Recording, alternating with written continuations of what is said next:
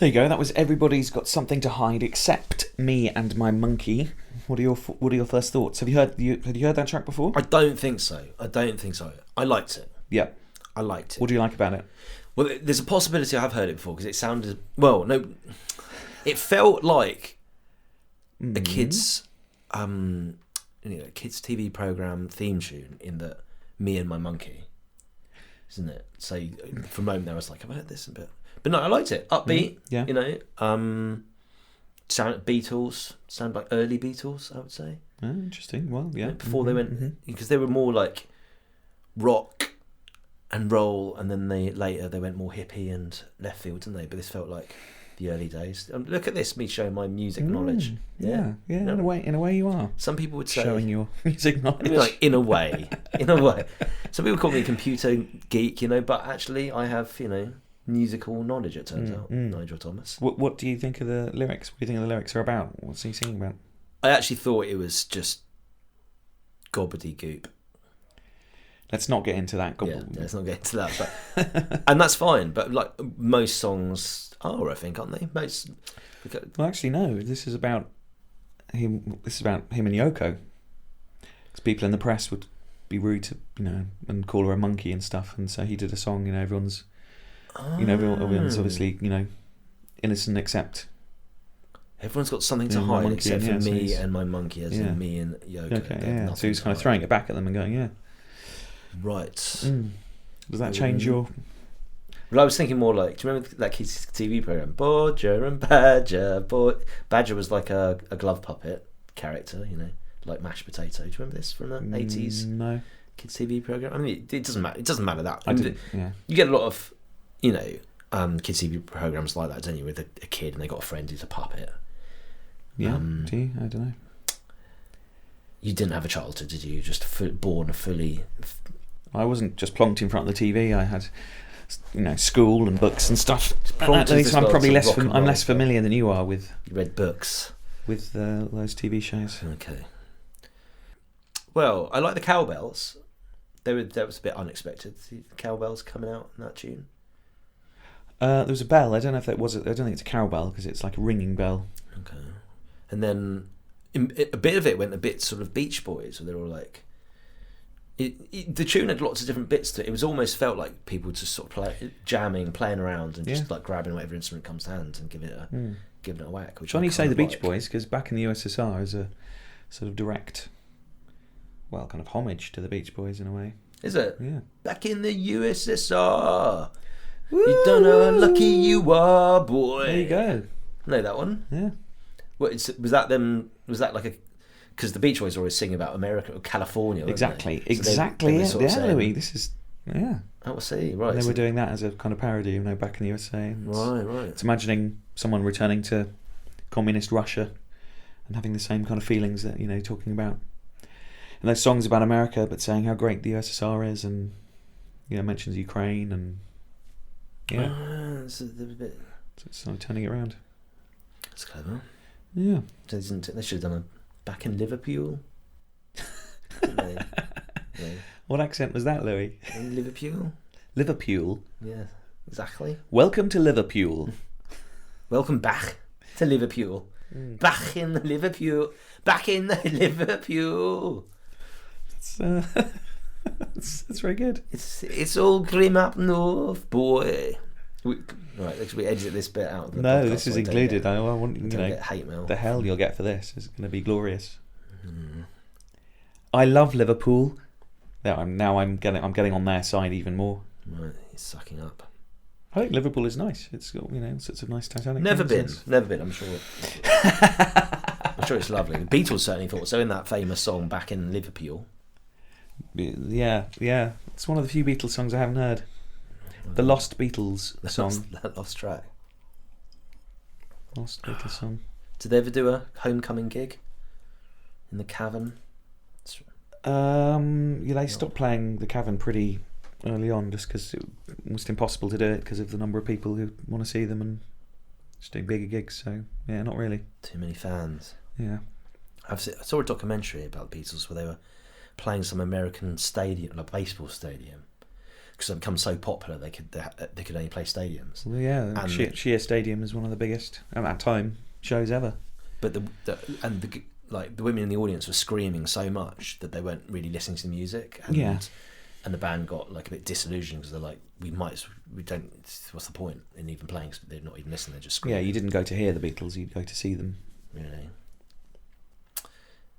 That's where I think bands go wrong, isn't it? I mean, that's like Kurt Cobain basically killed himself because of that. He never really wanted.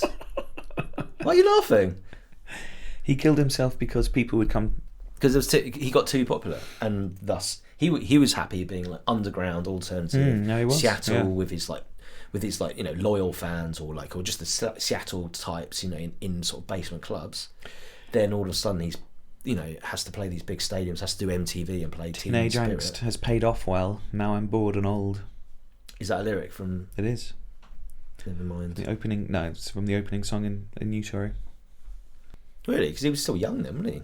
In Utero, wasn't In Utero before Teen Spirit? Was it before? No, it was after. Oh, was it? Yeah. Okay, so he was old and jaded, like yourself. Yeah. Old, haggard. Yep. Bleary-eyed. But I'm still alive, so I'll always have that on him until I'm dead. In which case, then we'll level out nicely. Yep. But death is always good for success, at least.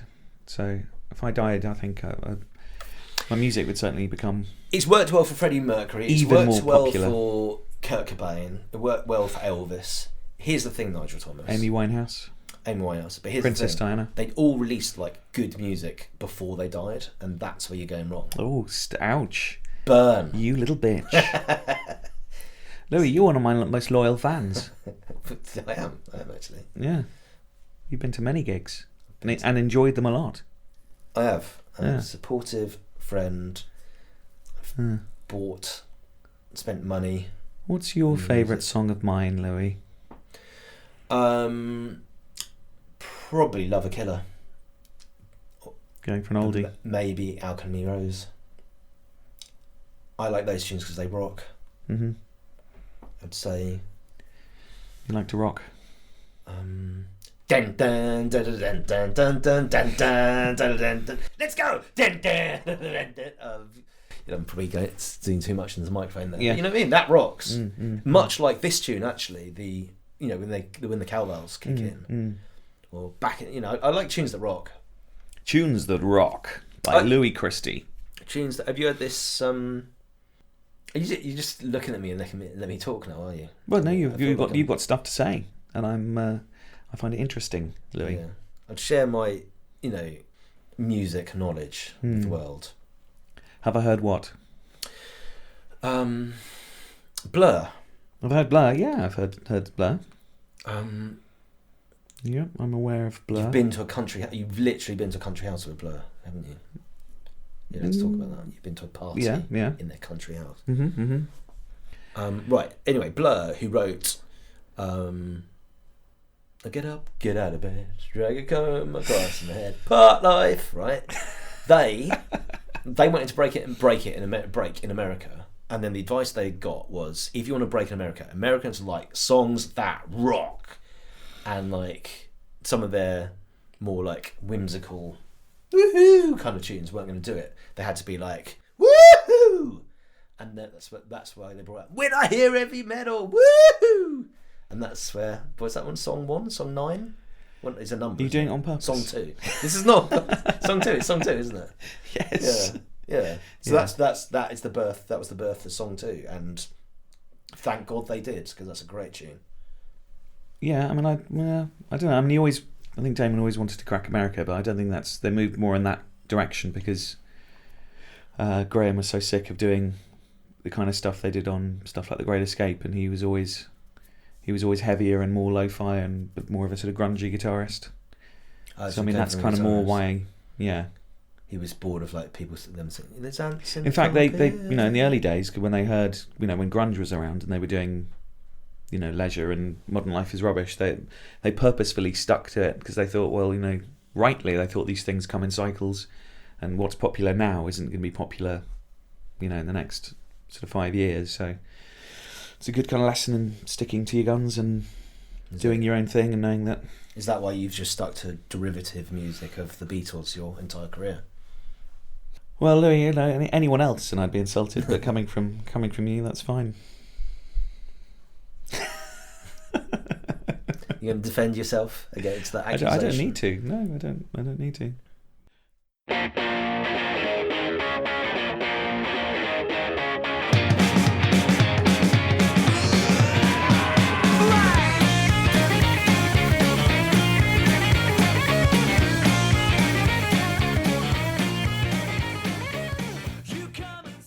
Are you finding it harder to be a gentleman every day? Is that a question or is that the name of a tune? It's both.